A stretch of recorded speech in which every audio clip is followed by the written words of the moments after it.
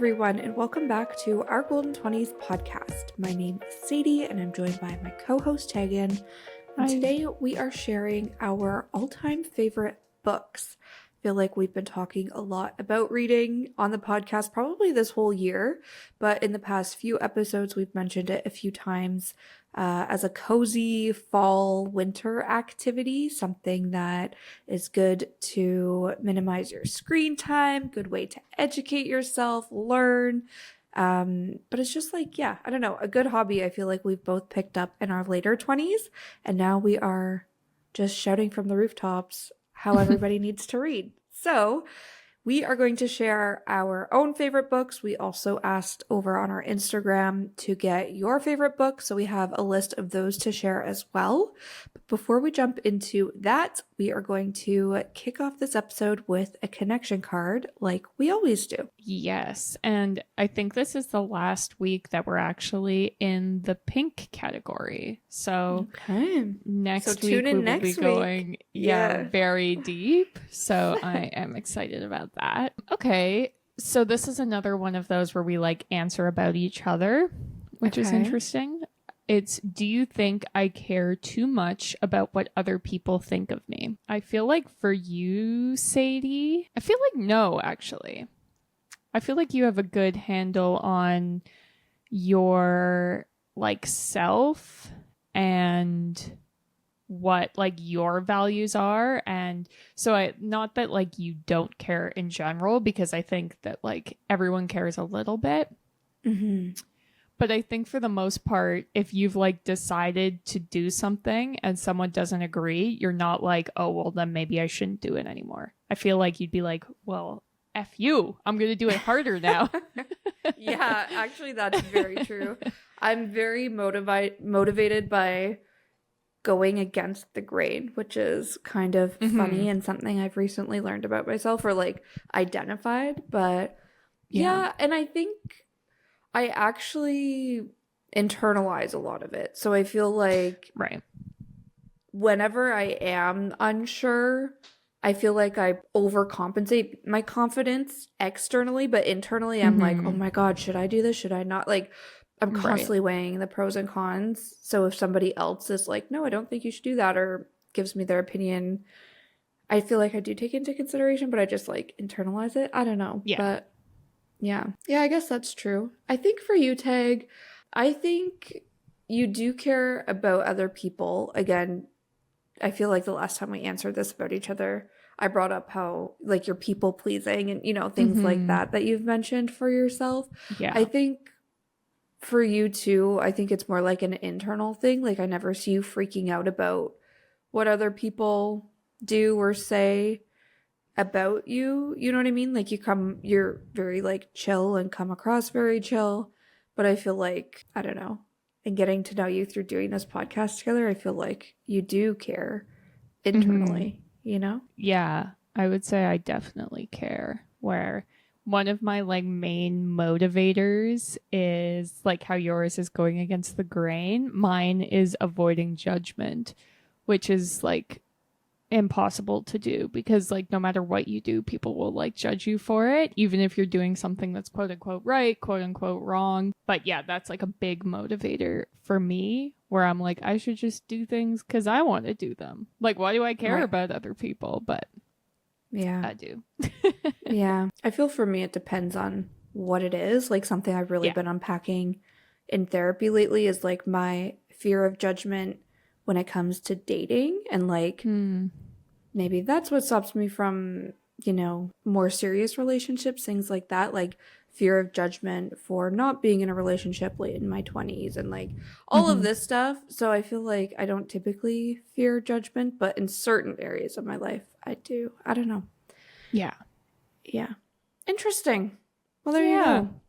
I feel what I'm actively working towards is not caring, like releasing, not only because I also think, sorry, I'm just like turning this now into like a whole episode dedicated to this one connection card, but I also think I internalize what I think other people expect from me, but they don't actually expect or like care. So I don't know. Right. That's what I'm trying to work through now, to be like liberating myself in my 30s as I wrap up my 20s over the next year, but yeah. Well, and I also feel like as you go through your 20s, you care less and less about what other people think, or you are more and more confident in what you think, so that helps. Like, I think of me at the beginning of my 20s and just like being nervous about things in general. Like, if I had to go to a yoga class by myself, I'd be like, oh my God, like, how am I even going to do this? And it's like, why do you even care? Like, that these people you're never going to see again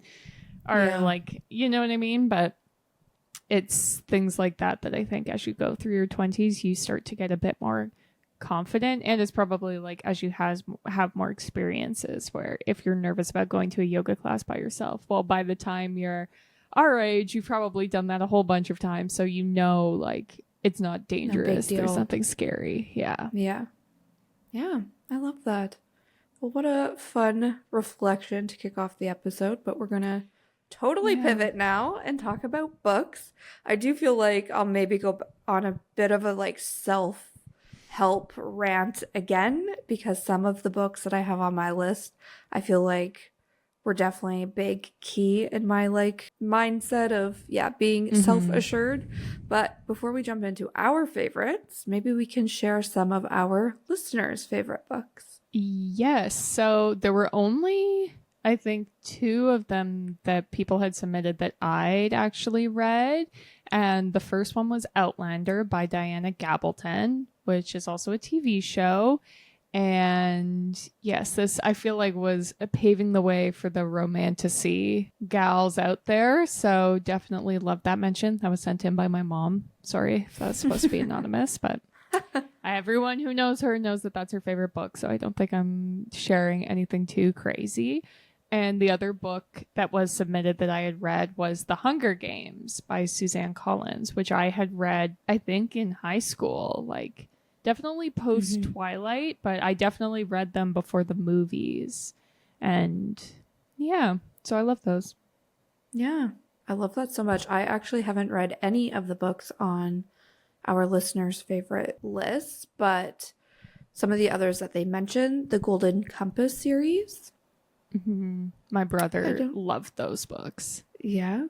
Yeah. Yeah. I know nothing about them. Is that also a movie? Yes, I think it was one movie, but I don't think it did well, so they didn't do more. I don't know a lot about it except that there's a polar bear, and I think they were like young adulty, like in the realm of Harry Potter, if I love that am thinking correctly. Yeah. Okay.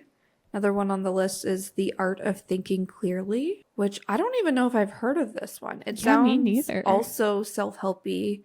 Yeah. Which I feel self-help books have a bad rap, but I think, I don't know, even, do you remember that episode of Sex and the City where Charlotte's going through, is it her divorce? Yes. And she's like that episode is just so 90s, where it's like the self-help section, like, oh my God, it's so awful, and like you should be ashamed if you're there. I feel like self-help books have had I don't know, I guess with the like normalization of talking about mental health and stuff, self-help books have like had a good rebrand. But anyways, all this being said, I feel like this is in that realm, and I definitely need to check it out because I find those types of books very motivating and interesting, just to gain like perspective, you know? Yes, definitely. There are 2 more that also seem self-helpy. So one is Don't Sweat the Small Stuff at Work, Simple Ways to Minimize Stress and Conflict by Richard Carlson.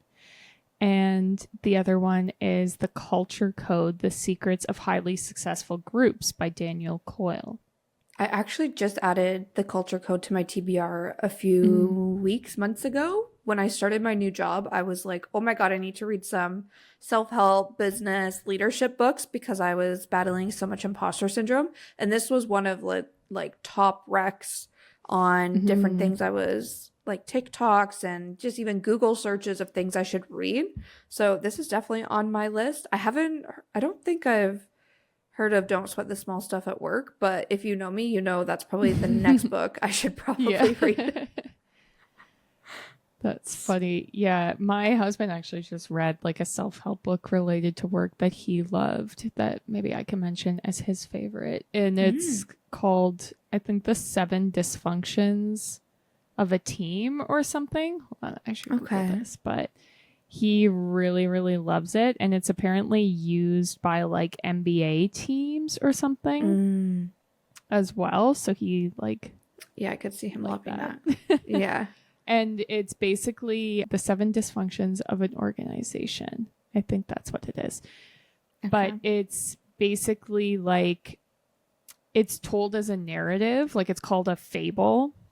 And so it's basically the guy trying to say his thoughts on it and how to fix them, but through this like made up narrative of a workplace. Yeah. So anyways, wanted to mention that he really liked it. It is like controversial where some people are like, it's BS, but some people love it. So. Wow. I love that. The last favorite on our list is Inheritance Game, which I've also never heard of before, I don't think. This is another young adult one, I think. I can picture the cover and it's like a series, and I think it's like a girl has to go through trials to win an inheritance or something. Okay. Makes sense. That sounds self-explanatory. Yeah. Interesting. Yeah. Yeah. I love that. Lots of young adult, some romance, and lots of self-help. Yeah, which is actually the exact same as my list, like those genres. And I just wanted to say too, if you're someone who listens to this podcast a lot, but you haven't read, and that's why you're listening to this, it's not because you're curious what our favorite books are. You're just like, whatever. I listen to most of these episodes. I guess I'll listen to this one too. If you haven't read, is what I'm trying to say, and you're not a reader, you don't identify as a reader, it's not too late, because I feel like for me, I haven't read any of the like classic novels that like English majors study or like anything like that. Like I haven't read any classics. I didn't read probably my entire early 20s. Like probably last year or 2 years ago was the first time I actually read more than 1 or 2 books in a year. And it was a very intentional goal. But I realized how much I enjoyed reading again as a way. It started as a way to get off my phone, get off my screens, rest my eyes kind of thing, especially through the pandemic when it was just all I was doing was being on screens to connect with people, whatever. So I feel like all this to say, don't have any shame if your list of favorite books, or if you don't want to start with like the traditional favorites, you just want to jump into the like trashy romances, like do it. You know what I mean? There shouldn't be any shame in that. Whatever you like to read, I feel like use that as a gateway. And next thing you know, you just love reading in general. And then you start to open yourself up to other genres and reading different things that you didn't think you would read at first. Yeah, 100%. That's such a good point. I was the same, where I wasn't really a reader. Like when I was a big reader in high school, and then when I went to university, you're like assigned so much reading. It was like I'd have to read like 100 pages a day of a textbook. And so I just like never had the time for reading for fun. And it was kind of the same actually when I first started working, where I was just like, I don't know how to work 40 hours a week and then have time for other things. And as I got older, I kind of figured it out. But then a big shift for me was the pandemic and the rise of like book talk, which I know book talk is like controversial and people like hate it. But I think the amount of readers it's like encouraged is such a good thing. Like none of that is bad, that more people are going out and reading. So that was a big part of it. And finding books, like you were saying, where it was either like I liked books that I liked when I was a teenager, but was like, I don't want to read a book about like 12-year-olds battling because it just doesn't relate to me anymore. And or the other books that I was seeing would be like the book clubby books where I was just like, this is so boring. I don't want to read this. Like, it's not fun. And then through Book Talk, I started getting recommendations of like, I still remember the first Book Talk book I read was called Emergency Contact. And they were like teenagers. So it was kind of like young adults romance, but not spicy at all. I think they maybe like kissed. Oh, whoa. Whoa. I like went out and got a library card so that I could get this book. So I was like, I'm not going to buy a book just to find out I hate it or whatever. So I get my library card, get this book, and then I read it in like 2 days and was like, wait, books can be fun. Yeah. Like the book didn't change my life, but here I was like, hey, that was great. So that really flipped the switch, and then it's been like off the rails since then. Yeah. And it's so funny because through probably like the first books that I remember loving and flying through were Twilight, like the Twilight series. And my sisters are both big readers, and my mom was always like encouraging me to read when I was younger, but I just couldn't get into it. And then when my sisters read Twilight, they were like, I think you would like it. I started reading it. This is probably when I was like grade 7, grade 8. Yeah. So like middle school, and I flew through it. And then my sisters and my mom were like, we think you like romance books. And I was like, oh. So then I went on this big Nicholas Sparks spree. And I think what's so interesting about romance is again, you kind of get like shamed for liking it. Like it's like, oh, you like those books? Like people shit on Nicholas Sparks all the time, but that's what got me reading. And then when I was in like my early 20s, those weren't hitting the same, but that's when I made a shift to self-help books. And all of a sudden I picked up, actually I can mention one of my favorite books that is on the list, which is You Are a Badass. We've talked about it many times on the podcast before. Also the You Are a Badass at Making Money. This is not a great book. Okay. Let me just say that. However, it got me back into reading, which is why it's on the list, because that was like then what pivoted kind of me into this whole like self-help book era of my life and like phase. And then I read a shit ton of self-help books. Then, you know, those weren't hitting quite as much anymore. I got back into the romances. Then I got into the thrillers. Then, you know, now I'm reading some like nonfiction stuff too. Like if one genre or like book isn't resonating, try just a different genre, because it might not be that you hate reading. It's just whatever you're trying to read, like don't force yourself through it. But anyways, back to You're a Badass. Again, this is on my list for a few different reasons. First being it got me back into reading, but second, just the time of my life that I read this book was when I was in my early 20s. It was also like, I kind of feel like at the very beginning of like kind of the whole wellness, manifestation, and like vision boarding, like all of that really blowing up in the social media space, and like people starting to be like, actually, maybe girl bossing isn't the way of the future. Maybe that's not what we should be doing. Like, I don't know. It was really at that time in social media and culture in general, but also in my life, where I was like starting to think about who do I want to be after I graduate from college, and like long term, you know, like post grad, who is this ideal version of myself? And I feel like I just read this book at the perfect time, where it really gave me a lot to think about, and like, yeah, just gave me perspective, and like, I don't know, kind of supported me through like that journey of discovering who I am and who I wanted to be into my like mid 20s, I guess.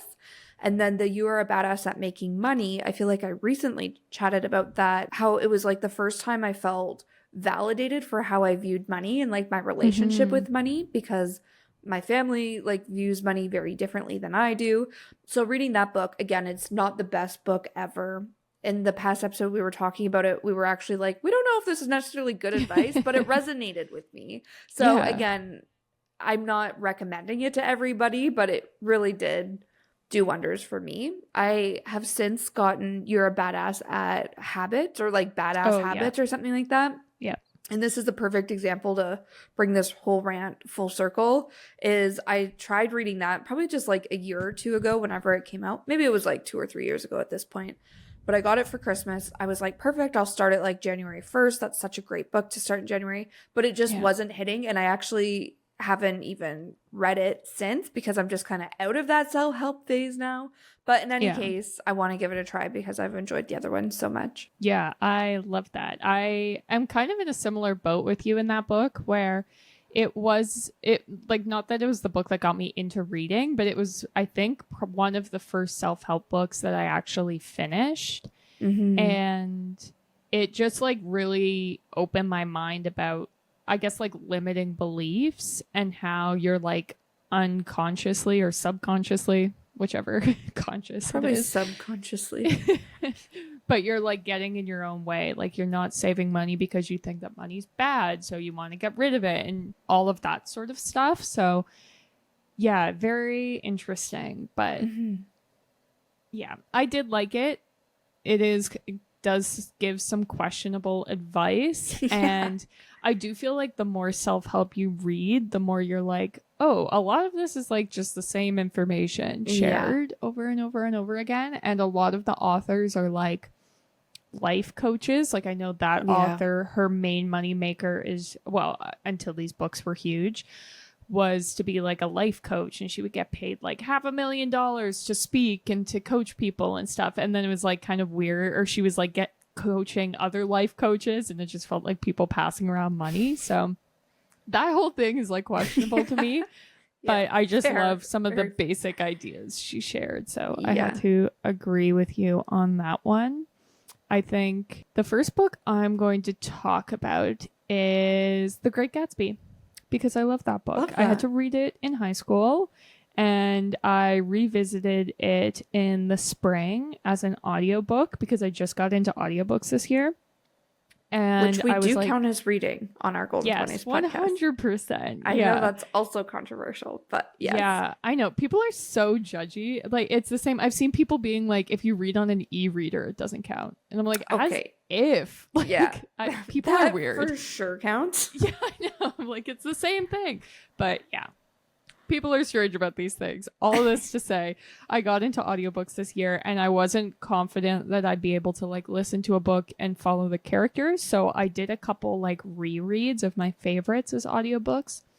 This was one of them, and I just think it's a great book, and it's really short. It is a classic, so it can kind of be weird when you first start it, and you're like, why is everyone talking this way? But it is a really famous story. Like, you probably know a lot of what happens and that sort of thing. So I wanted to mention that because it's one of my faves. I love that. I think the next thing I'll mention, just to wrap up the self-help rant, Atomic Habits. This is another book we have referenced on the podcast so many times. And it's probably actually the last self-help book I've read that I was like, ooh, this was good stuff. And I feel like, kind of going back, not quite, but what you were saying about your husband liking that book he just read because it like had the NBA and, you know, like things like that. What I loved about Atomic Habits was, first of all, I found it really challenged how I viewed things because I'm very much a goal-oriented person. And the whole sentiment of this book is it's great to have goals, but they're meaningless if you don't have a system in place to reach those goals and like to support you. So that really gave me just like different perspective I wouldn't have thought of on my own. But I also really loved like all of the case studies he had in there. I also loved how it was always like two ways of looking at a situation, where it was like, maybe this positive spin is what motivates you, but maybe it's actually this negative spin that motivates you. And that I found really, like, something was bound to resonate, since he just gave you so many ways to think about things. And the time I read this, all of the books on my list, I read them at a time where they just hit the spot, which is probably more so why they're my favorite. But when I read this, I was going through a really bad like body image phase through the pandemic, and I had just started working with a personal trainer, and it was just the right time to read a book that is all about setting yourself up for success, holding yourself accountable, like something to motivate you. Yeah, I don't know. Just wanted to mention that. Yeah, that book again, even though I know we've mentioned it many, many times before. Yes, it's a classic. I do feel like it's the best self-help book I've read as far as like habits go. It is like quite simple, and that's like the main critique I see of it, is that it's like the chapters are too short, or it's like it didn't need to be as long as it was. Like, just get to the point. Where I don't know, that didn't really bug me, and I like how simple it is at some point. So it's definitely a good one. I think one book I wanted to mention that we've talked about on the podcast before is Run Towards the Danger by Sarah Polley. It's a memoir, but it's like just little stories from her life. If you don't know who she is, she's an actress and director. She played Anne of Green Gables here in Canada. So she was like very popular here, and then became a writer-director. She won an Oscar, so it's very exciting. And it's just stories about her life, and I just found it very inspiring. And the title, Run Towards the Danger, is about how she had a concussion, and she was kind of like going easy on herself because she had come from the world of like, if you're doing a yoga pose and it feels bad, like retreat to child's pose, like don't push yourself, protect yourself. And so when she got a concussion, she was doing that and really couldn't move forward with her life and had to stop writing and missed out on all these opportunities because of it. And she went to see a doctor who was like, well, why are you doing that? You should be like pushing yourself. And she was like, well, it feels dangerous. And he was like, you should run towards the danger. And it's kind of about how that's a theme in her life, how she's had these times where she has to either choose to like hide back in herself or go forward and run towards the danger. And I just thought that was a very interesting concept. And I loved reading about just like a Canadian woman in the film industry and all the hardships she's had to go through, but that she's managed to still be like very successful. And another book I think that's on both of our lists that's actually quite similar is I'm Glad My Mom Died by Jeanette McCurdy. This is another memoir by the actress Jeanette McCurdy, who was a Nickelodeon child star. And it's just little like chapter vignettes about her childhood. And yeah, it really blew me away. It was one of the best memoirs I think I've ever read. I put off reading it for a long time because I was like, I know what this is going to be about. And I'm not really interested in that. And then eventually I read it and it was just like not at all what I expected. Like it was all presented through the lens of her childhood. So nothing was like crazy trauma except like it is as an adult, but she's just like presenting it as like, this is what my life is like, because that's what it was to her. She didn't know these things that were happening to her were bad. So it was just such a good book. It was also so funny. Like I read it so quickly and I recommend it to a lot of people, even though lots of people give me weird looks when I say it's a memoir called I'm Glad My Mom Died. Yeah. You recommended it to me. I think it was one of your favorites you mentioned on like our yearly favorite episode. I don't know when that was, a few years ago. Well, yeah, it had to have been like 2 years ago. And then I was like, really? You were like, yes, it's so good. So Tegan lent me her copy. I read it, I think, last summer and agreed. It was just so good.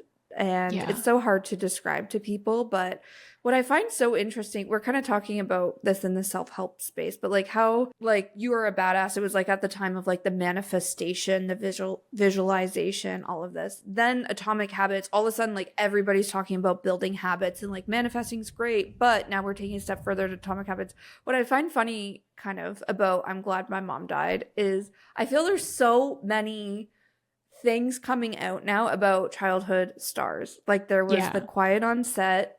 Demi Lovato did her documentary thing. Like there's just so much where it's like it's interesting how these themes just like emerge all at once. But I feel like I'm Glad My Mom Died was maybe one of the first to kind of like, at least the first that I heard of that kind of scratched the surface on like, the childhood star thing.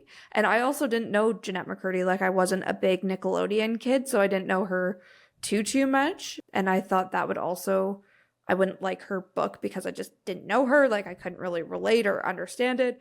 But no, it was so good. So yeah, it is also on my list as well. Yes, it's a classic. Another one I had on my list that I think we both read is My Body by Emily Ratajkowski. I think that's how you say her name.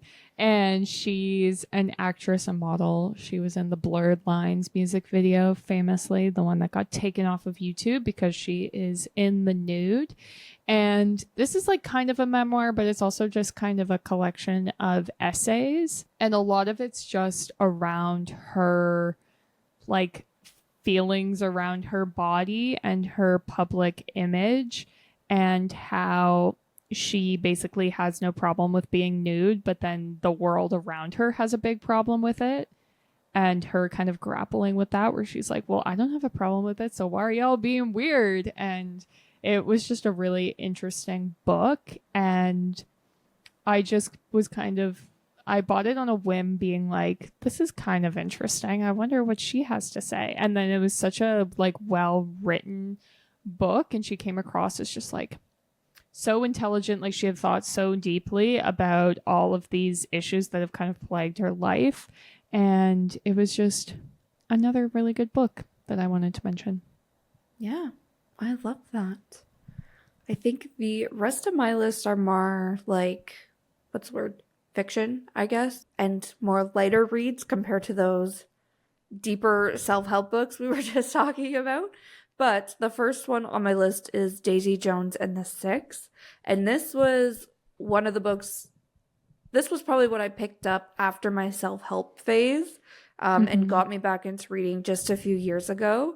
I absolutely loved it. It led me into reading a whole bunch of Taylor Jenkins Reid novels. I wanted to be a rock star when I was younger, so I felt like I loved the whole like glitz and glam of like following a band. I loved how it was written in the whole like interview style, which I thought would be really hard to follow, and I wouldn't pick up on the characters or like feel emotional connection to them at all, but I really still did feel that way. And yeah, I absolutely loved it. I loved it way more than the TV series. I didn't feel that emotional connection between the main characters watching the show, but reading the book, I was just like, I was in love with it and the characters, everything about it. So yeah, wanted to mention that. And again, just it's probably not the best book ever, but the fact it got me like back into reading after my self-help phase, that then led into like, other Taylor Jenkins Reid books, which led into Emily Henry, which led into, right to where I am today. Like, it was my gateway back into reading. Yeah, I love that. Taylor Jenkins Reid, like, she has so many different books that I feel like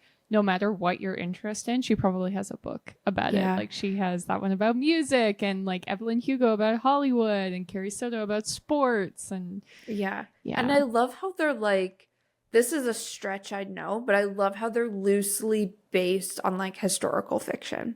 Yeah. You know what I mean? Like, where I think she did win for Carrie Soto. She won a historical fiction Goodreads award or something. And I remember thinking, okay, that's probably a stretch. Like, I don't think I'd consider this historical fiction. But the fact that it's inspired by these true stories, like, I don't know. I don't know. I'm going on a rant. But in any case, I felt like I really enjoyed that element to it as well.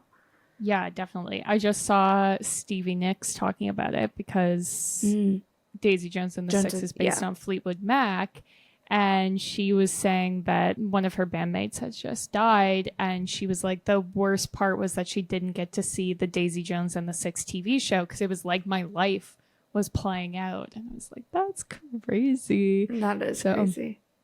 Yeah, definitely a good one. I guess for my list, I'm also into fiction. One book I wanted to mention that I'm sure I've talked about before is called My Year of Rest and Relaxation by Otessa Moshfegh.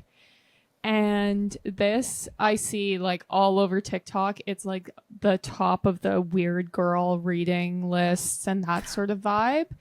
And I just love this book so much. It's about a girl who her parents die, and so her life kind of like loses all direction and meaning, and she gets like this huge inheritance, and so she doesn't need to work, and she just like has really no existence anymore. So she decides the only time she's really happy is when she's sleeping, which like relatable queen. So she's trying to figure out a way to like sleep more and more. She finds a psychiatrist who will prescribe her more and more sleep medication. And so she's experimenting to figure out how long she can sleep. And it's a kind of like pseudo art project while also her just like trying not to exist. And it's set in New York in the 90s. And I loved it. It is bizarre, but it's about like grief and the existence of like being a woman and her relationship to like her body and her beauty and like what it all means, and friendships and relationships. And I really love it, but it is weird. It sounds weird, but it sounds good. Like it's sounds like deep topics are covered in this like fictional story. Yeah. And it's kind of like when you watch a movie where like the lights, or say you're in a theater and like the lights go on and you're just sat there and you're like, whoa, like what just happened? It's very that. When I finished it, I was like, okay, it's over. But here I am years later thinking about it, talking about it. So wanted to mention that. And good for like your 20s, I feel. Yeah, awesome. Another one on my list in the fiction category is Love and Other Words. This I just read this year, I think, like earlier this year. And I read it because a lot of people I follow online are like instantly 5 stars. This book is like one of my all-time favorites. And I was like, okay, that's a statement. So I wanted to read it. I'd read other Christina Lauren books, newer Christina Lauren books, and they were like 3 stars at best, like really not great. Yeah. However, this book makes the list. It was a 5-star read for me, probably one of my all-time favorites. The other thing about me, outside of my self-help and romance love, is that I also love a coming-of-age story. All of my favorite movies are coming-of-age stories, like high school students, like navigating life while, I don't know, just like trying to figure out life and while they're growing up, navigating like those first romances, their friendships, who they want to be, their family. Like, I don't know. I just love a coming of age story, and Love in Other Words bounced back and forth between like present day, between this girl and guy, and then them as kids.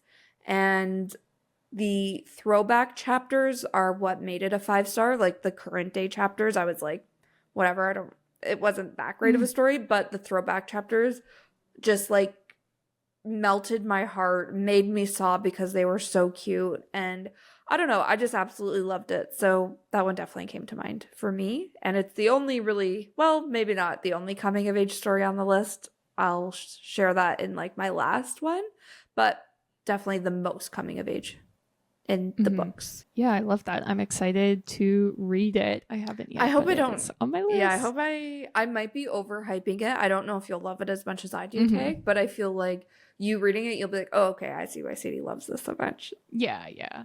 Romance is so hard because like so much of your personal preference goes into it. Like if you're not interested, in my opinion, if you're not interested in like the person that they're romantically involved in, the book is such a snooze. So then it's like romances that other people love, you might not. And that's actually Daisy Jones and the Six, where Tegan didn't like it because she didn't love the romance between the two main characters, where I loved it. Like I was like, I just want them to figure it out. Like I want them to be together. And Tegan was like, no, these guys are trash, they're obviously not good for each other. Like well, definitely. Or I was like, just get together and leave me alone. Like stop drawing it out for everyone else.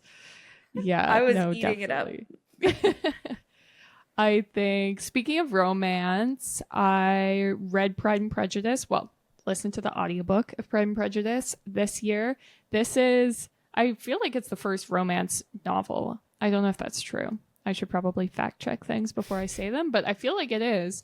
And it, like every single major like romance trope will be seen in this book. Like this is the first enemies to lovers, and it just does it so well. And this is, I think, also why I struggle with a lot of romances, where a lot of the lead men, I'm like, oh, it's Mr. Darcy.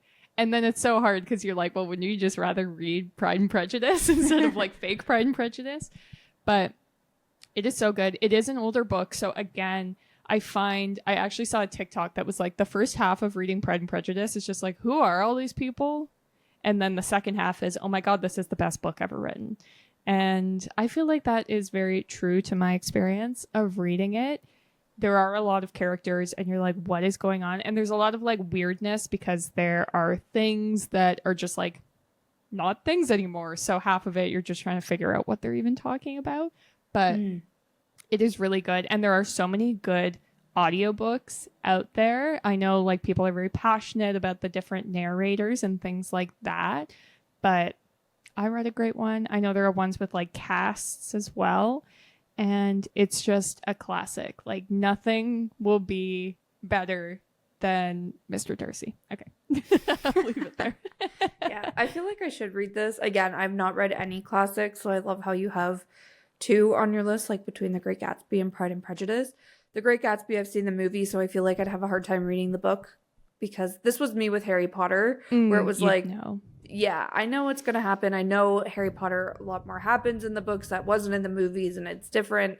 but I just kind of gave up on reading the books because I was like, I'll just turn on the movie. Great Gatsby, same thing. Pride and Prejudice, I actually don't really know much about it.